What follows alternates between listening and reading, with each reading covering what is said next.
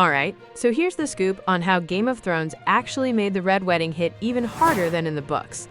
And honestly, it's pretty interesting how they did it by changing Robb Stark's story a bit. In George R.R. Martin's books, Robb marries Janie Westerling because, well, out of honor. He feels responsible after sleeping with her, and it's very much in line with the Stark family's values about duty and doing the right thing.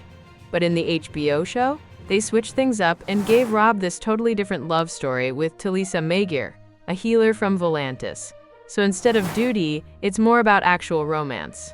This change makes Robb seem more impulsive and driven by love rather than honor, which some fans, like at Ranialam on TikTok, point out shifts his character away from his dad Ned Stark's legacy of making tough but honorable choices. It's kind of like how Lyanna Stark, Robb's aunt, ran off with Rhaegar Targaryen, sparking a huge rebellion because of love. The show makes Robb's story feel more emotional and personal, like love is what really drives his downfall. Now here's why this really makes the Red Wedding even more devastating on screen. In the books, Jane isn't there at the wedding massacre, and the marriage itself isn't super highlighted.